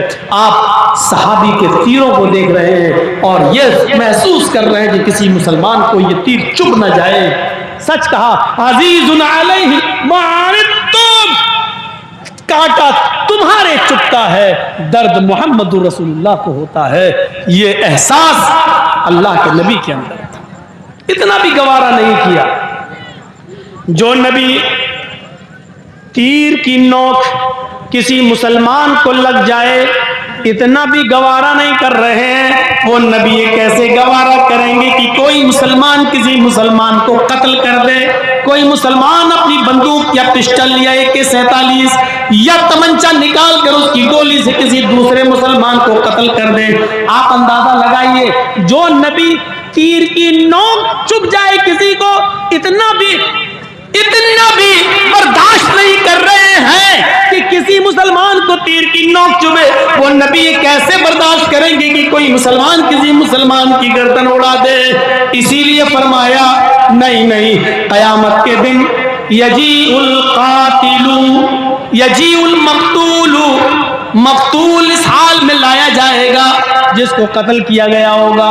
एक कातिल ने किसी आदमी को मारा, मक्तूल को मारा, उस मक्तूल को कयामत के दिन वो मक्तूल कातिल का सर पकड़ कर लाएगा, उसको खींचता हुआ लाएगा। जो मारा गया दुनिया में, वो उस कातिल को जिसने उसको मारा था दुनिया में, उसका सर पकड़ कर लाएगा और उसको खींचते हुए लाकर अल्लाह के सामने खड़ा कर देगा और कहेगा, अल्लाह ये मेरा कातिल है, इससे पूछ कि इसने मुझे क्यों कत्ल किया था। लिमा कतलनी फसल लिमा कतलनी, अल्लाह हाज़ल कातिल फसल लिमा कतलनी, अल्लाह ये मेरा कातिल है, इसने दुनिया में मुझे मारा था, मैं इसको खींच कर तेरे पास ले आया। अल्लाह इससे पूछ के इसने दुनिया में मुझे क्यों मारा था। अल्लाह इससे पूछ के इसने दुनिया में मुझे क्यों कत्ल किया था। मुझे तो कोई वजह मालूम नहीं पड़ रही है, इसने मुझे मारा तो क्यों मारा ये आज तक हमें पता नहीं चल सका। इसने मुझे मारा ही नहीं था बल्कि मेरी बीवी को बेवा किया था, मेरे बच्चों को इसने मुझे मार कर यतीम कर दिया था। अल्लाह इससे पूछ के इसने मुझे दुनिया में क्यों मारा था, इसने क्यों कत्ल किया था। मकतूल कातिल को खींच के लाएगा। बहुत आसान है किसी को मार देना, बहुत आसान है किसी की गर्दन उड़ा देना, बहुत आसान है किसी को बंदूक की गोली मार देना। अल्लाह के नबी सल्लल्लाहु अलैहि वसल्लम फरमाते हैं, कसम है उस रब की इज्जत तो जलाल की अगर एक मुसलमान के कत्ल में सारी जमीन वाले और सारे आसमान वाले शामिल हो जाएं, इश्तरकू फी दमे मुस्लिमिन, एक मुसलमान के कत्ल करने में आसमान के सारे फरिश्ते मिल जाएं और दुनिया के सारी इंसानियत मिल जाए, आदम की सारी औलाद यानी पूरी दुनिया मिलकर एक मोमिन को कत्ल कर दे, एक मुसलमान को कत्ल कर दे, तो कयामत के दिन उस एक मुसलमान को कत्ल करने वाले सारे फरिश्तों को और पूरी दुनिया के इंसानों को अल्लाह रब्बुल आलमीन लाकबुल्लाहुन्नार, अल्लाह रब्बुल आलमीन औंधे मुंह जहन्नम के अंदर डाल देगा। अल्लाह रब्बुल आलमीन ये नहीं देखेगा कि इसको कत्ल करने वाले फरिश्ते हैं और दुनिया में सारी दुनिया के लोग हैं, अल्लाह पूरी दुनिया इंसानियत को और आसमान के सारे फरिश्तों को भी जहन्नम के अंदर डाल देगा अगर वो एक मुसलमान के कत्ल में शरीक है। तो एक मुसलमान की इज्जत और एहतराम यह है अल्लाह की नजर में कि अगर एक मुसलमान को कत्ल करने के लिए आसमान के सारे फरिश्ते भी मिल जाएं और पूरी दुनिया के इंसान मिल जाएं और सबने मिलकर एक मुसलमान को मारा, तो अल्लाह कह रहा है कि मैं सारे फरिश्तों को भी जहन्नम में डाल दूंगा और सारी इंसानियत को भी जहन्नम में फेंक दूंगा, ढकेल दूंगा। ये नहीं देखूंगा एक मुसलमान ही तो मरा है। एक मुसलमान का एहतराम अल्लाह की नजर में यह है, एक मुसलमान की कद्र और उसकी मंजिल अल्लाह की नजर में यह है। हम अभी हैं कहां? कितना आसान है माँ की गाली दे देना, कितना आसान है किसी मुसलमान को बहन की गाली दे देना, कितना आसान है किसी मुसलमान को उसकी बेटी की गाली दे देना, कितना आसान है उसके ऊपर झूठ और तोहमत लगाना और इल्जामात के क्या अंबार लगा देना, बहुत आसान है। लेकिन एक मुसलमान की इज्जत और आबरू कितनी है इसका एहसास हमें नहीं होता है।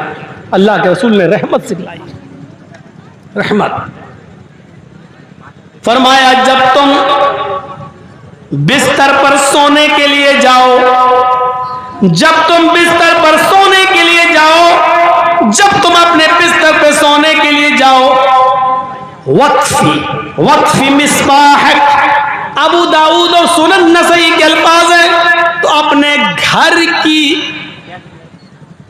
बत्ती चिराग को बुझा दिया करो। जो लोग लाइट जला के सोते हैं, सुन लो अल्लाह के रसूल ने इधर भी हदीस रहनुमाई फरमा दी है, वक्फी मिस्बाहक, जब तुम बिस्तर पे सोने जाओ तो तुम चिराग बुझा दिया करो। अल्लाह के रसूल के ज़माने में एक ऐसा हुआ कि पहले कच्चे मकान हुआ करते थे, झाड़ फूस के भी मकान हुआ करते थे, तो एक सहाबी के घर में चिराग जल रहा था, एक चूहिया आई, चूहिया, और उसने चिराग की बत्ती को खींच लिया अपने दांतों से और खींचती हुई ले गई और घर के कोने में उसने डाल दिया। उसने आग पकड़ ली और पूरा घर जल गया और उस सहाबी के बीवी और बच्चे भी उस आग में जल गए। अल्लाह के नबी को जब इसकी इत्तला मिली तो आपने हुक्म नाफिज फरमाया कि जब तुम बिस्तर पे सोने जाया करो, वक्फी मिस्बाहक, तो अपनी मिस्बाह को अपने चिराग को बुझा दिया करो। उस जमाने में चिराग थे, इसलिए चिराग, आज के जमाने में तरक्की करके लाइट आ गई, बल्ब, तो बल्ब को भी वही हुक्म नाफिज होगा, यानी लाइट बुझाकर सोना चाहिए।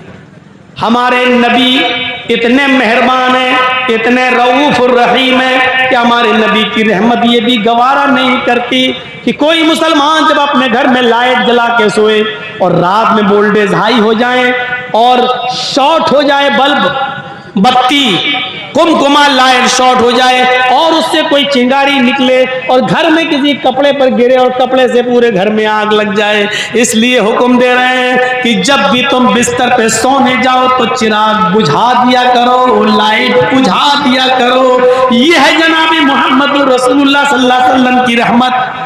आपकी रहमत को यह भी गवारा नहीं कि कोई मुसलमान लाइट जलाए और धोखे से वो शॉर्ट हो जाए, शॉर्ट कर जाए और फिर उससे आग लग जाए और कोई मुसलमान जलकर मर जाए।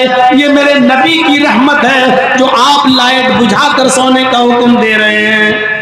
फिर फरमाया कि जब तुम इशा की नमाज पढ़कर बिस्तर पे आओ और सोने के लिए जाओ तो तुम अपने घर के किसी कपड़े से अपने बिस्तर को 3 बार झाड़ लिया करो। और अगर घर में तुम्हें कोई कपड़ा ना मिले, बिस्तर को झाड़ने के लिए कोई कपड़ा ना मिले, तो अपने ही तहबंद का, अपनी लुंगी का एक कोना लेकर जिस बिस्तर पे तुम सोते हो उसको 3 बार झाड़ लिया करो। दीवारों पे अक्सर छिपकलियां चढ़ती हैं, खतरनाक जानवर भी कभी कभी घर में आ जाते हैं। इशा की नमाज का वक्त बड़ा अजीब होता है। आदमी नमाज पढ़ के आया, लाइट बुझाया, सो गया, बिस्तर पे पड़ गया, चला गया, उसने अंधेरे में देखा नहीं कि इस पे छिपकली पड़ी है या कोई बिच्छू पड़ा है या कोई खतरनाक जानवर है, और वो अंधेरा करके बिस्तर पर लेट गया और उस जहरीले जानवर ने उसको डंक मार दिया और उसके जहर से वो मर गया। इसलिए फरमाया कि जब बिस्तर पे सोने जाओ तो लाइट बुझाने से पहले उस बिस्तर को 3 बार झाड़ लिया करो। 3 बार झाड़ लो, उसके बाद लाइट बुझाओ और उसके बाद सोया करो। इसलिए हमारे नबी की रहमत ये भी गवारा नहीं कर रही कि कोई मुसलमान बिस्तर पे सोने जाए और बगैर झाड़े हुए बिस्तर पर लेट जाए और कोई खतरनाक जानवर उसको डस ले, डंक मार दे और उसको काट ले और वो मर जाए।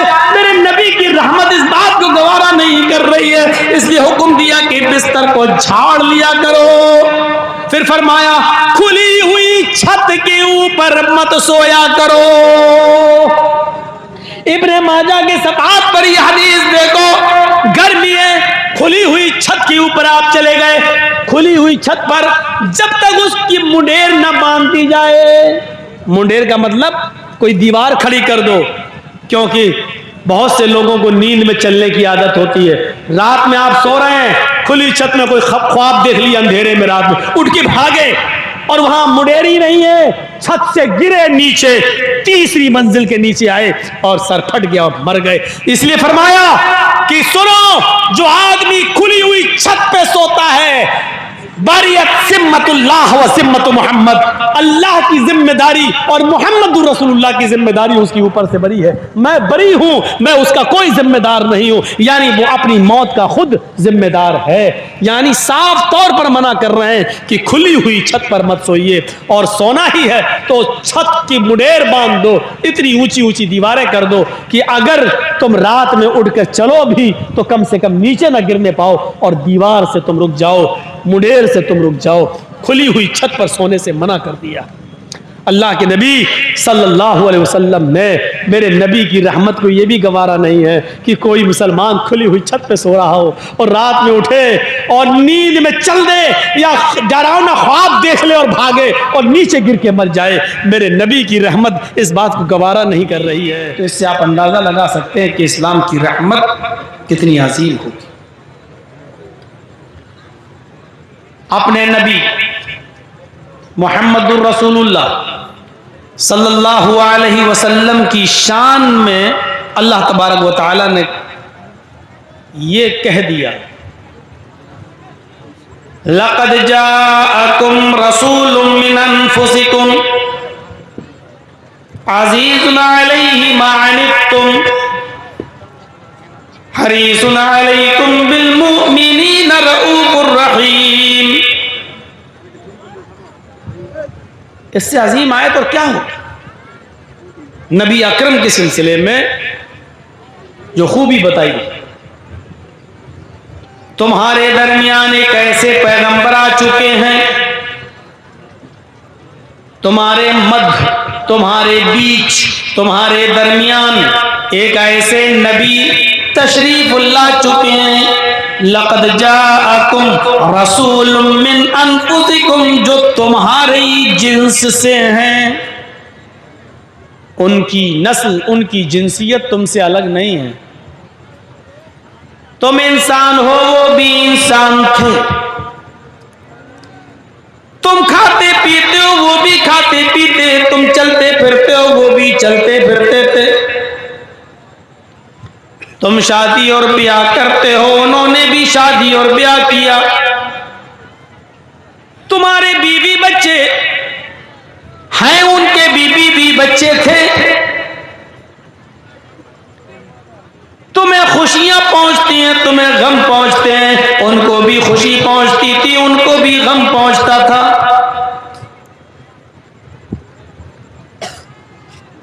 तुम्हारे हाथ पैर हैं, उनके भी हाथ पैर हैं।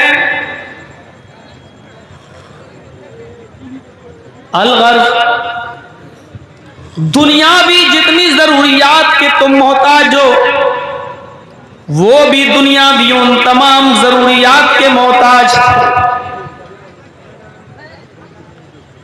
हमने उनको तुम्हारे जिन्स से अलग नहीं किया है, तुम्हारी कास्ट और तुम्हारी बिरादरी से हमने उनको अलग नहीं किया। लक़द जाअकुम रसूलुम मिन अनफुसिकुम, तुम्हारे दरमियान जो पैगंबर तशरीफ लाए, तुम्हारे दरमियान जो रसूल हमने भेजे हैं, वो तुम्हारे ही जिन्स से हैं। उठने में, बैठने में, लेटने में, सोने में, जागने में, खाने में, पीने में, चलने फिरने में, शादी और ब्याह में, दुख और बीमारी और खुशी और गम में, सब में वो तुम्हारे ही जिन्स से हैं। अज़ीज़ुन अलैहि मा अनित्तुम हरीसुन अलैकुम बिल मुमिनीन, मोमिनों के लिए वो बड़े ही नरम खू हैं, मोमिनों के लिए वो बड़े ही मेहरबान हैं। मोमिनों के साथ उनका रहमो करम कुछ अलग किस्म का है। अज़ीज़ुन अलैहि मा अनित्तुम, तुम्हें जो तकलीफ पहुंचती है वो उस नबी के ऊपर गिरा गुजरती है। मोमिनों के फायदे के बड़े हरीस और मुतमन्नी रहते हैं।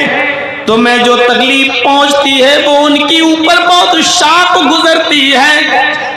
तुम्हारे पैर में कांटा चुभता है तो उसका दर्द मुहम्मदुर रसूलुल्लाह अपने दिल में महसूस करते हैं। अज़ीज़ुन अलैहि मा अनित्तुम हरीसुन अलैकुम बिल मुमिनीना रऊफुर रहीम।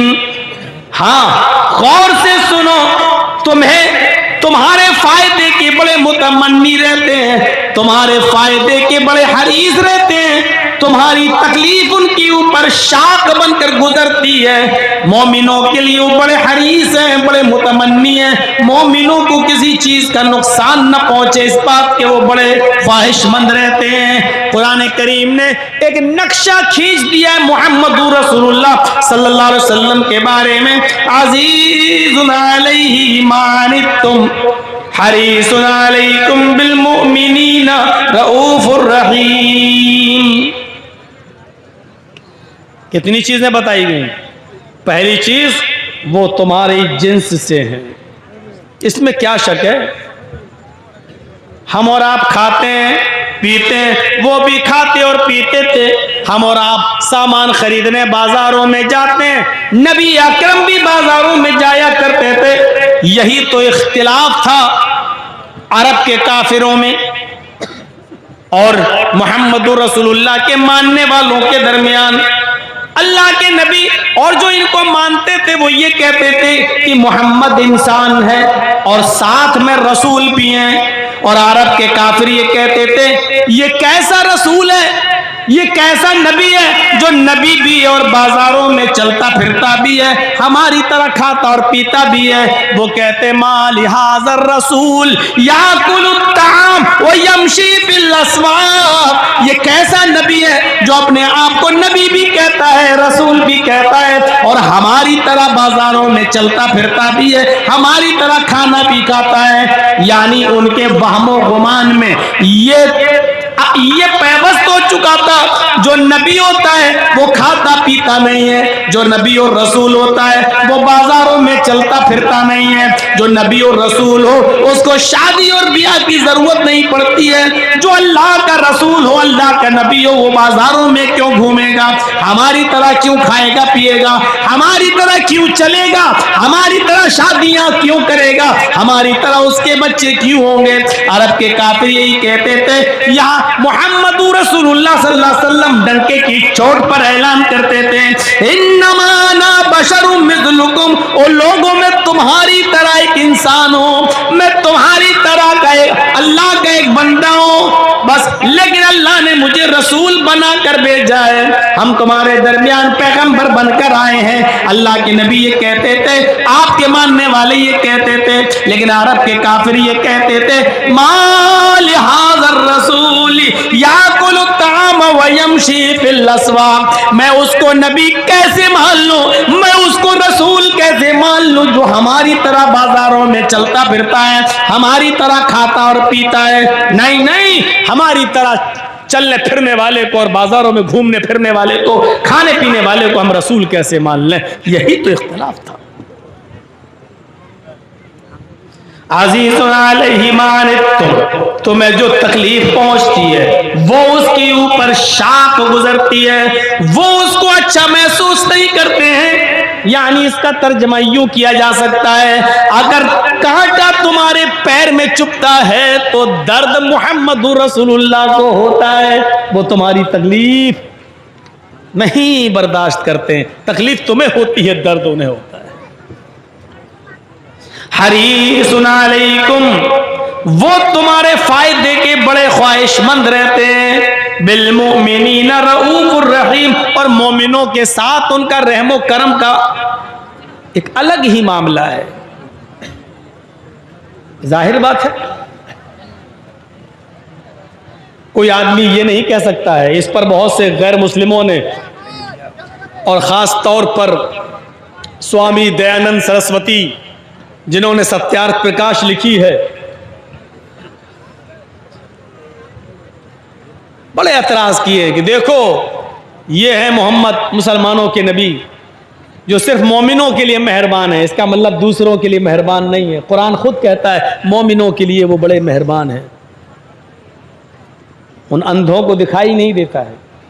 अल्लाह ने कुरान करीम में दूसरी जगह अल्लाह ने अपने नबी को पूरी दुनिया के लिए भी रहमत कहा है, पूरी कायनात के लिए भी रहमत कहा है। वमा अरसलनाका इल्ला रहमतल लिल आलमीन, और जो पूरे आलम के लिए रहमत हो, कृपालु दयावान हो, तो पूरी दुनिया में हिंदू भी आ गए, ईसाई भी आ गए, सिख भी आ गए, यहूदी भी आ गए, जैनी भी आ गए, बुद्धिस्ट भी आ गए, और इतना ही नहीं, जमादात और नबातात भी शामिल है, बल्कि हैवान भी उसमें शामिल हो।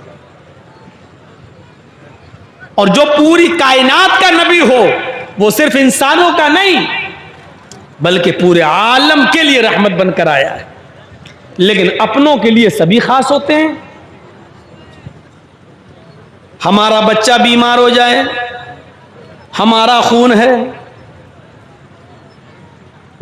हम उसको डॉक्टर को दिखाने भी जाएंगे, डॉक्टर बड़े हॉस्पिटल के लिए रिफर कर देगा तो हम बड़े हॉस्पिटल भी जाएंगे। हमारे बच्चे को एडमिट कर लिया जाएगा तो हम अपने बच्चे के पास भी बैठेंगे। अगर 10 दिन मेरा बच्चा हॉस्पिटल में रहेगा तो 10 दिन भी हम अपने बच्चे के साथ रहेंगे, क्योंकि वो हमारा है। अब कोई ये कहे कि जर्जी साहब अपने बेटे से बड़ी मोहब्बत करते हैं, तो इसका ये मतलब तो नहीं है कि हम दूसरों के बेटों से मोहब्बत नहीं करते हैं। अगर हमारे कुरान ने हमारे नबी के बारे में ये कह दिया कि वो मोमिनों के लिए बड़े मेहरबान हैं, तो इसका ये मतलब तो नहीं है कि दूसरों के लिए वो जालिम हो गए। अगर कोई ये कहे कि जर्जीस साहब अपने बच्चे से बड़ी मोहब्बत करते हैं, तो इसका ये मतलब तो नहीं है कि मैं दूसरों पर जुल्म करता हूं या दूसरों के बच्चों से नफरत करता हूं। हाँ, मोहब्बत आपके बच्चे से भी है, लेकिन अपने बच्चे से जो खास मोहब्बत होगी वो दूसरे के बच्चे से उतनी खास नहीं होगी। आपका बेटा बीमार होगा, हम देखने जा सकते हैं 10, 15, 20 मिनट, आधा घंटा, 1 घंटा हम आपको टाइम भी दे सकते हैं। आपके पास अगर पैसों की कमी है और इलाज में पैसा चाहिए, 2, 4, 5, 6 हजार रुपए से हम आपकी मदद भी कर सकते हैं। लेकिन अपने बच्चों को हम बीमार हो जाए तो पैसा भी खर्च करेंगे, टाइम भी देंगे। 8-10 दिन हॉस्पिटल में रहना पड़े तो हम उधर भी रहेंगे, क्योंकि वो हमारा अपना है। तो अपनों के साथ कुछ खास मामला होता है। तो यहां अल्लाह ने जो कहा है कि हरीसुन अलैकुम बिल मुमिनीन रऊफुर रहीम, तो यहां बे को तखसीस के माना में लिया जा सकता है, यानी वो मोमिनों के साथ उनकी मोहब्बत, उनकी रहमत कुछ खास है, कुछ खास है। यानी ये नहीं कहा जा सकता कि दूसरों के साथ मोहब्बत नहीं है, दूसरों से के ऊपर भी वो रहम करते हैं और दूसरों के लिए भी रहमत बनकर आए हैं, लेकिन अपनों के साथ उनकी रहमत खास होता है। और हर जगह देखा गया है इस बात को, कोई बुरा नहीं मान सकता इस बात में। जो अपनों से, अपनों के लिए जो तखसीस होगी हमारी, वो गैरों के लिए नहीं हो सकती है। लेकिन इसका यह मतलब निकालना कि हम दूसरों के ऊपर जालिम हैं, तो यह गलत होगा। अल्लाह के नबी जनाब मोहम्मद रसूलुल्लाह सल्लल्लाहु अलैहि वसल्लम ने हमेशा ये चाहा है कि उम्मत के ऊपर कभी कोई ऐसी चीज मुसल्लत ना हो जाए कि मेरी उम्मत उस काम को कर न सके और फिर कयामत के दिन वो जहन्नम के अंदर दाखिल कर दी जाए। इसलिए आप बचते थे और इसकी बेशुमार मिसालें हैं। मिसवाक जो नबी अकरम को बड़ी महबूब थी, हर नमाज से पहले आप मिसवाक किया करते थे, यहां तक कि मिसवाक आपके कान में लगी रहती थी। जैसे ही बिलाल अजान देते थे, अल्लाह के नबी वुजू बनाने के लिए चल देते थे और मिसवाक अपने कान से निकाल कर अपने दांतों पर रगड़ना शुरू कर दिया करते थे। मिसवाक की अहमियत का अंदाजा भी इस बात से लगा सकते हैं कि अल्लाह के नबी सल्लल्लाहु अलैहि वसल्लम की आवाज जब बंद हो गई, इंतकाल का वक्त करीब हो गया, आपकी सांस रुकने वाली है, आखिरी दिन है, फजर और जोहर की नमाज का बीच का वक्त था। फजर की और जोहर की नमाज के दरमियानी वक्त में अल्लाह के नबी अल्लाह को प्यारे हो गए। इससे पहले जब आपकी आवाज बंद हो गई और जबान से कोई चीज बोलने के काबिल न रहे, इशारे से कोई भी बात कहना होती थी तो इशारे से कहते थे। इसी बीच में हजरत आयशा के भाई अब्दुर्रहमान जब घर में तशरीफ लाते हैं, अल्लाह के नबी सल्लल्लाहु अलैहि वसल्लम को देखने के लिए आते हैं, तो हजरत अब्दुर्रहमान अबू बकर के बेटे हजरत आयशा के भाई मिसवाक करते हुए आए थे। नबी अकरम ने जब मिसवाक पर नजर डाली तो हजरत आयशा की रान पर उनकी गोद में सर रखे हुए थे अल्लाह के नबी, तो आपने इशारा किया, आयशा से इशारा किया, यानी ये जो मिसवाक कर रहे हैं ये मुझे चाहिए, आखिरी वक्त है। हजरत आयशा ने अपने भाई अब्दुर्रहमान से मिसवाक ले ली और वो मिसवाक अल्लाह के नबी को दे दी। नबी अकरम वो मिसवाक करने लगे, लेकिन आपको कुछ सख्त महसूस हुई। अब दांत उतने मजबूत नहीं रहे, आखिरी वक्त है, इसलिए कुछ कड़ी सख्त महसूस हुई, तो आपने वो मिसवाक हजरत आयशा को दे दी और इशारा किया, यानी तुम इसको अपने दांतों से नरम कर दो। अम्मी आयशा पूछती हैं, क्या ये मिसवाक सख्त है? इशारा किया, हाँ। क्या मैं अपने दांतों से इसको नरम कर दूं? इशारा किया, हाँ। हजरत आयशा सिद्दीका वो मिसवाक अपने दांतों में दबाती हैं और उसको कुचल देती हैं, दांतों से उसको नरम कर देती हैं। और फिर अपनी जूठी मिसवाक अल्लाह के नबी को, अपने शौहर को दे देती हैं।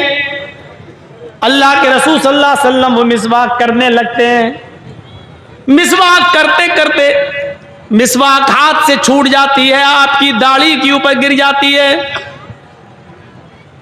और पानी के प्याले में आप अपने हाथ डालने लगते हैं, और पानी के प्याले से हाथ निकाल कर आप पानी से के प्याले में डुबोया हुआ हाथ अपने चेहरे पर मलते जाते हैं और कहते जाते हैं, इन्ना लिल मौति सकरात, इन्ना लिल मौति सकरात। मौत के लिए बड़ी बेचैनियां हैं, मौत के लिए बड़ी सख्तियां हैं, मौत के लिए बड़ी बेचैनियां हैं, मौत के लिए बड़ी सख्ती है। ये जुमले आखिरी वक्त में अल्लाह के नबी सल्लल्लाहु अलैहि वसल्लम की ज़बान से निकल रहे थे। बुखारी शरीफ की हदीस के अंदर ये पूरा मंजर देखा जा सकता है। इन्ना लिल मौति सकरात, मौत के लिए बड़ी बेचैनी है, मौत के लिए बड़ी सख्ती है। इस वाक़े को बताने का मकसद सिर्फ ये है कि आखिरी वक्त है और मिसवाक अल्लाह के नबी कर रहे हैं। इससे अंदाजा लगा सकते हैं कि मिसवाक की अहमियत कितनी ज्यादा है। आपने उसको आखिरी वक्त में भी नहीं छोड़ा, लेकिन इतनी अहमियत वाली चीज को अल्लाह के नबी सल्लल्लाहु अलैहि वसल्लम ने कभी फर्ज का दर्जा नहीं दिया। जानते थे जो गांव और देहात में रहने वाले लोग हैं उनको तो बड़ी आसानी से मिसवाक मिल जाएगी, लेकिन जो शहरों में रहने वाले लोग हैं वो बेचारे कहाँ जाएंगे नमाज से पहले मिसवाक ढूंढने। इसलिए आपने उसको फर्जियत का दर्जा नहीं दिया, सिर्फ उसकी अहमियत को उजागर करने के लिए इतना फरमाया, लौला नाशुक्का अला उम्मती लामरतुहुम बिस्सिवाक। अगर मेरी उम्मत के ऊपर मुश्किल ना होता, अगर मेरी उम्मत के ऊपर दुश्वार ना होता, अगर मेरी उम्मत के लिए ये काम सऊदत भरा ना होता, दुश्वार कुन ना होता, परेशानी में डालने वाला ना होता, लामरतुहुम बिस्सिवाक इंद कुल्ली सलात, तो मैं अपनी उम्मत के ऊपर हर नमाज से पहले मिसवाक को फर्ज कर देता। मैं हुक्म देता उनको कि हर नमाज से पहले मिसवाक करें। नबी अकरम का हुक्म फर्जियत का दर्जा रखता है अगर मेरी उम्मत पर दुश्वार नहीं होता। देखिए रहमत रसूलुल्लाह सल्लल्लाहु अलैहि वसल्लम की, ये रहमत नहीं तो और क्या है। आप कह रहे हैं कि अगर मेरी उम्मत के लिए यह काम मुश्किल ना होता तो मैं उन पर हर नमाज से पहले मिसवाक करने को फर्ज करार दे देता, लेकिन मैं इसलिए फर्ज नहीं कर रहा हूं क्योंकि मेरी उम्मत के लिए काम मुश्किल है। लेकिन आपने उसकी अहमियत बरकरार रखी, आखिरी वक्त तक मिसवाक करके बता दिया कि देखो मेरी नजर में मिसवाक कितनी अहम है कि इंतकाल से पहले भी हजरत अब्दुर्रहमान इब्ने अबी बकर के हाथ में मिसवाक देखी तो ले ली, और कड़ी थी, सख्त थी, तो हजरत आयशा से कहा कि इसको अपने मुंह में रखो और अपने दांतों से रखकर इसको नरम कर दो। हजरत आयशा कहती है कि मैंने उस मिसवाक को अपने दांतों से चबाकर नरम कर दिया और जनाब मोहम्मद रसूलुल्लाह को दे दिया। यानी सख्त है फिर छोड़ नहीं रहे, उसको नरम करवा रहे हैं, उसको दांतों से कुचलवा रहे हैं और फिर कर रहे हैं। अंदाजा लगाइए कि ये नबी अकरम की नजरों में मिसवाक की अहमियत कितनी है। टूथपेस्ट करने वाले नौजवान मिसवाक की अहमियत क्या जाने। और मिसवाक की अहमियत इतनी है तो कुछ लोगों ने गुलू भी कर दिया और ऐसी ऐसी ज़ईफ और मौजू और मनगढ़ंत हदीसें गढ़ डाली हैं कि मिसवाक करके नमाज पढ़ने से 70 गुना ज्यादा सवाब मिलता है। ऐसे ऐसे लोग भी दुनिया में मौजूद हैं जो मस्जिदों में बैठ जाएंगे, किताब खोल लेंगे और लोगों को दर्स देंगे कि मिसवाक करके जो नमाज पढ़ी जाती है वो नमाज बगैर मिसवाक के पढ़ी हुई, बगैर मिसवाक के जो पढ़ी जाती है बगैर मिसवाक किए हुए, तो मिसवाक के जरिए मिसवाक करके पढ़ी हुई नमाज 70 गुना ज्यादा वजन रखती है, 70 गुना ज्यादा अहमियत रखती है। सब मौजू और मनगढ़ंत रिवायत। मिसवाक की अहमियत है, इसका इनकार नहीं, लेकिन मिसवाक के बारे में अल्लाह के नबी सल्लल्लाहु अलैहि वसल्लम ने फरमाया, लौला अन्ना शुक्का अला उम्मती लामरतुहुम बिस्सिवाक, इंदा कुल्ले वुजू भी आया, इंदा कुल्ले सलात भी आया, इंदा कुल्ले मस्जिद भी आया। अलग अलग हदीसों में अलग अलग बातें आई हैं। मैं हर वुजू से पहले मिसवाक को फर्ज कर देता, मेरी उम्मत पर मुश्किल ना होता तो हर नमाज से पहले मैं मिसवाक को फर्ज कर देता, लेकिन मैं फर्ज नहीं कर रहा हूं क्योंकि मेरी उम्मत पर यह काम मुश्किल है। लक़द जाअकुम रसूलुम मिन अनफुसिकुम अज़ीज़ुन अलैहि मा अनित्तुम हरीसुन अलैकुम बिल मुमिनीन रऊफ़ुर रहीम। मोमिनों के लिए वो खास मेहरबान है। मेरे भाइयों, ये पौने दो घंटे की तकरीर थी मेरी, जो मैंने आपके सामने रखा। नबी अकरम की रहमत मुसलमानों के साथ। उम्मीद करता हूं कि इंशाअल्लाह नबी अकरम की इस रहमत भरी जिंदगी से हमको सीखेंगे और हम अपने नबी के बताए हुए तरीके पर चलने की कोशिश करेंगे। हम अल्लाह से दुआ करते हैं कि बारे इलाह, जब तक तो हमें जिंदा रख, इस्लाम पे जिंदा रखना, और जब हमारा खात्मा हो तो ईमान पर हमारा खात्मा फरमाना।